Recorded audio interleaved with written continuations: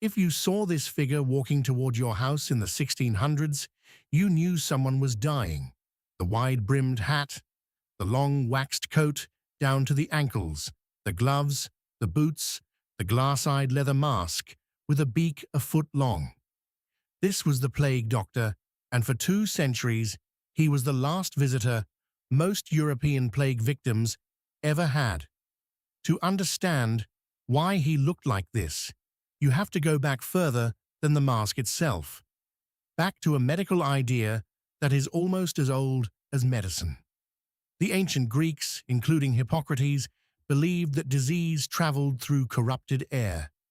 They called it miasma, literally pollution. Bad smells, they thought, weren't just unpleasant, they were the disease itself, drifting invisibly from rotting matter, swamps, and unburied corpses into the lungs of the living. For over 2,000 years, this idea was simply how educated people understood epidemics, including the disease that would define the era, the Black Death. The Black Death first tore through Europe starting in 1347, killing an estimated 1/3 to half of the continent's population within a few years. It kept coming back, wave after wave, for centuries. Doctors were desperate for any kind of protection, and miasma theory gave them a plan of attack. If bad air caused the plague, then good air, or at least less bad air, might stop it. That's where Charles Delorme comes in. Delorme was no minor figure. He was chief physician to King Louis XIII of France, and later served Louis XIV and several other European rulers.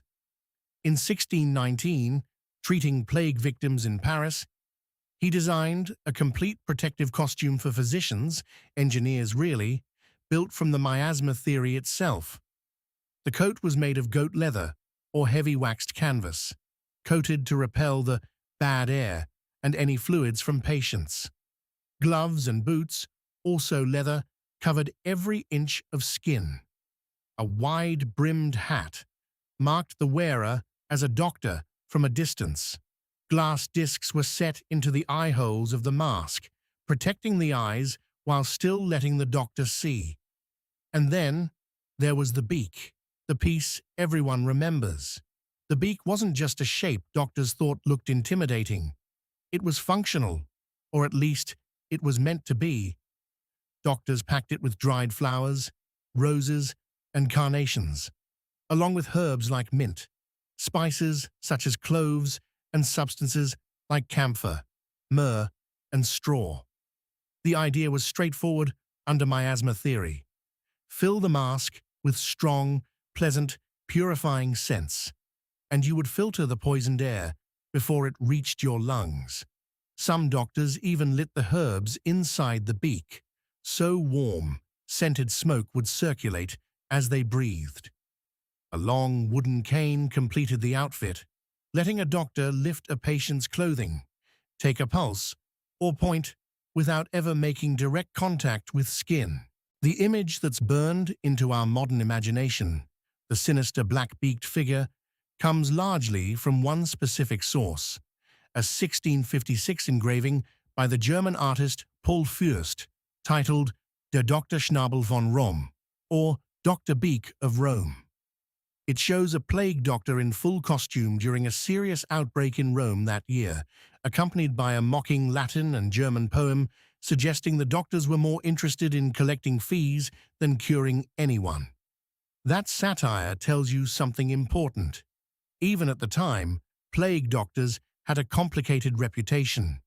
Being a plague doctor was frankly a job nobody wanted.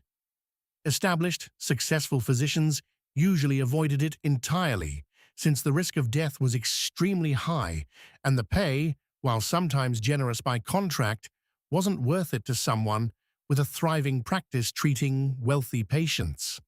Cities and towns instead often hired second-tier practitioners, young doctors just starting out, or people with limited formal medical training, sometimes offering them lucrative contracts specifically because so few qualified people would take the risk. Historical records from Italian towns like Pistoia and Orvieto show town councils negotiating detailed contracts with plague doctors, guaranteeing salary, housing, and sometimes even citizenship in exchange for treating the afflicted. Their job wasn't really to cure the plague. There was no cure. It was to document. Plague doctors kept records of the dead and dying for civic authorities, tracking the disease's spread, something that, ironically, gave later generations real epidemiological data, even though the doctors themselves misunderstood the disease completely. Some also performed autopsies, again for public record, rather than treatment, since dissection could sometimes reveal a bit more about how the disease progressed through the body. Here's the uncomfortable twist. The entire theory behind the costume was wrong. Plague isn't spread by bad-smelling air. It's caused by the bacterium Yersinia pestis, transmitted mainly through the bites of infected fleas that lived on rats, and in its pneumonic form, through respiratory droplets between people. Nobody in the 1600s knew that. The bacterium itself wasn't identified until 1894, when Alexandra Yersin, working during an outbreak in Hong Kong, isolated it under a microscope, more than 2 centuries after Charles Delorme designed his mask. And yet, by pure accident, the costume may have actually helped. Thick waxed leather, covering literally every inch of skin, gloves, boots, a heavy coat, would have made it much harder for infected fleas to bite through to a doctor's skin. The doctors thought they were filtering poisoned air. What they may have actually been doing, without any idea why, was building an early, crude version of what we'd now call personal protective equipment, a full-body barrier between themselves and the actual vector of the disease. The costume never fully disappeared after the era of the Black Death. Plague outbreaks continued sporadically into the 1700s, and doctors kept wearing versions of it as long as miasma theory held sway in European medicine. But as germ theory gradually took hold through the 1800s, thanks to figures like Louis Pasteur and Robert Koch, and as plague itself became rarer in Western Europe, the beaked costume slipped out of medical use and into folklore. Today, it lives on almost entirely as a symbol. Walk through Venice during Carnival, and you'll see the beaked mask everywhere, sold in shop windows, worn by revelers, known now as the Medico della Peste, the plague doctor, one of the most recognizable characters in the city's centuries-old masquerade tradition. It shows up in video games, horror movies, and Halloween costumes, usually just as a spooky, mysterious figure with no real context attached.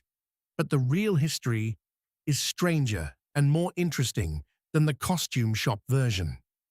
It's a story about a completely wrong scientific theory accidentally producing a partially right solution, about a specific French royal physician trying to protect his colleagues with the best knowledge available in 1619, and about the doctors, often young, often desperate for work, who put the mask on anyway and walked into some of the deadliest houses in Europe.